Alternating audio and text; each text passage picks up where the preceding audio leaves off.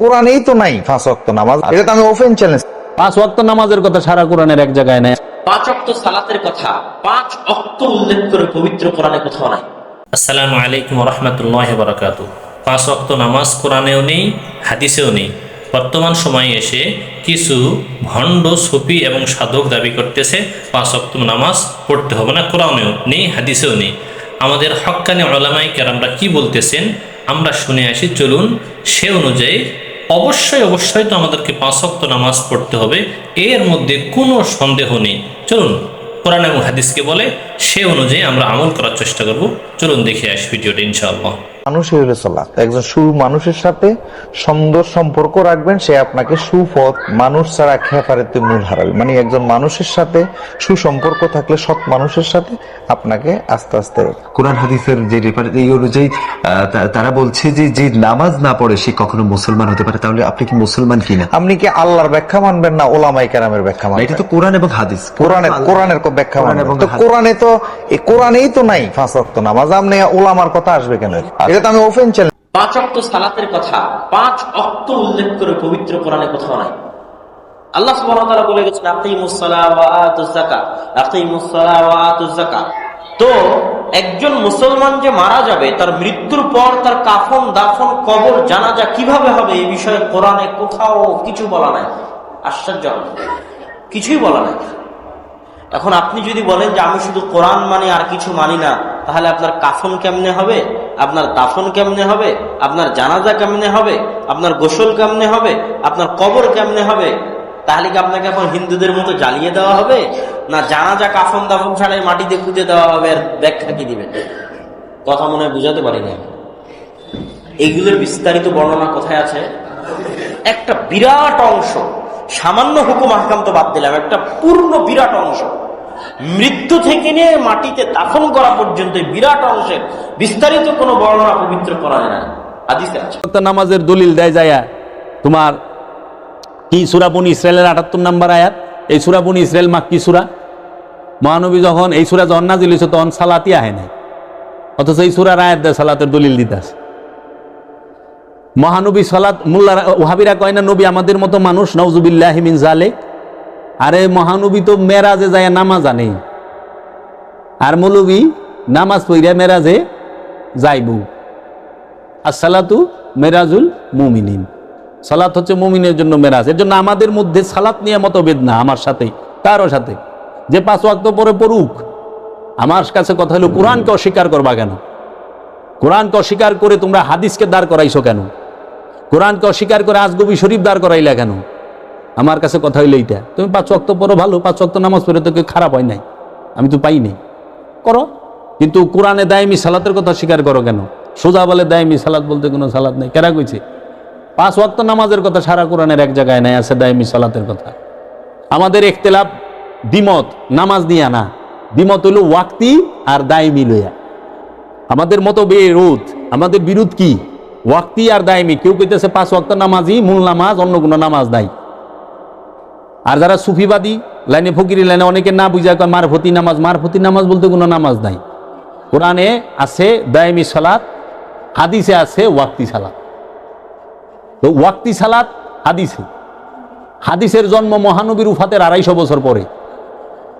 আব্বাসিয়া রাজা মোতাওয়াক্কিল ওর জামানায়, মুতাসিম বিল্লাহ ওর জামানায়, মামুনুর রশিদের জামানায়, হারুনুর রশিদের জামানায় এরা লেখাইছে। এবং হাদিস যারা লিখছেন বেশিরভাগ আলেমগুলা একটাও মক্কা মদিনার না। এবং সবচেয়ে আশ্চর্য হইবা, তারা যে হাদিস সংগ্রহ করছে, একটা হাদিস সংগ্রহ করতে 6 মিনিটেরও কম সময় নিছে। ওই জমানায় 6 মিনিটেরও কম সময় নিছে।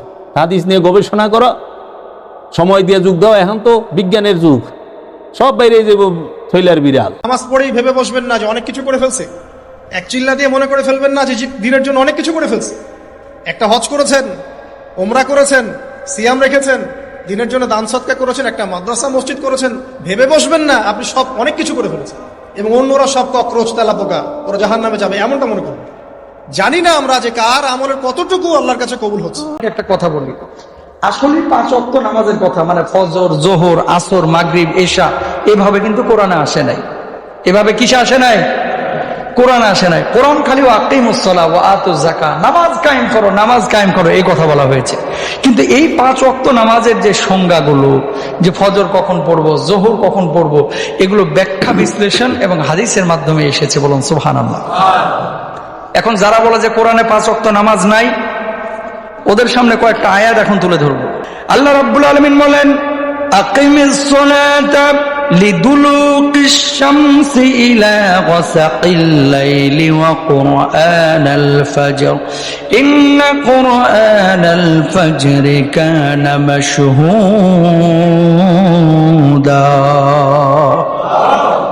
সূর্য ঢলে পড়ার সময় থেকে রাত্রির অন্ধকার পর্যন্ত নামাজ কায়েম করুন এবং ফজরের কোরআন পাঠও করুন। নিশ্চয় ফজরের কোরআন পাঠ মুখোমুখি হয়।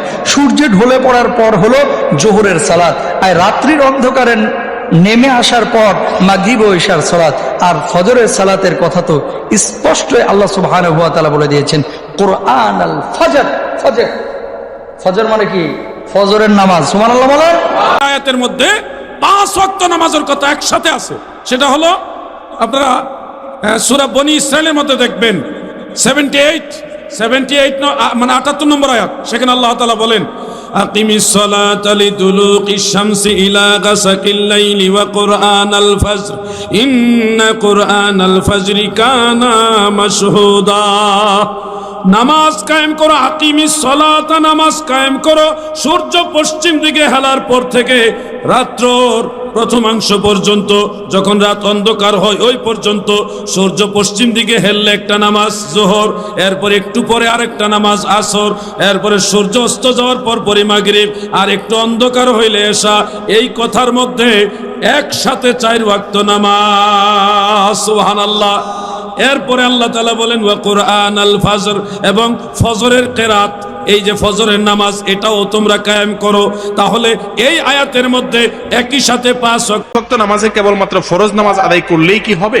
5 ওয়াক্ত নামাজের মধ্যে শুধু ফরজগুলো যদি কেউ আদায় করে, আল্লাহর খাতায় নামাজি হিসাবে সে গণ্য হবে, সে ফরজ আদায়কারী হিসাবে বেঁচে যাবে। কিন্তু সুন্নত যে নামাজগুলো আছে, এগুলোকে নিয়মিত যদি কেউ ছেড়ে দেয়, তাহলে সে গুনাহ করলো, অর্থাৎ তার ক্ষতি হলো, লস করলো সে। কারণ নবীজি যেটা জীবনে কখনো ছাড়েন নাই। আপনার চাকরি হবে আজকে, এই চাকরিটা আপনার অনেক দরকার, না হলে আপনি বাঁচবেনই না। আপনাকে বলা হয়েছে আপনি ভোটার আইডি কার্ডের একটা ছবি আনবেন, আপনি এনআইডির একটা ছবি তুলে নিয়ে যাবেন। এটা হবে সাধারণ মানুষের কাজ। বুদ্ধিমান বিচক্ষণ মানুষ হলে 2-3টা ফটোকপি করবে, সম্ভব হলে আইডি কার্ডটা অরিজিনালটাও সাথে রাখবে, না জানি কোনটা কাজে লাগে। ঠিক না বে ঠিক? নফল নামাজ, নফল রোজাটা হলো এরকম। যদি ফরজের ঘাটতি দেখা দেয়, কিয়ামতের দিন আল্লাহ তাআলা নফল দিয়ে, সুন্নত দিয়ে সেটা ঘাটতি পূরণ করবে।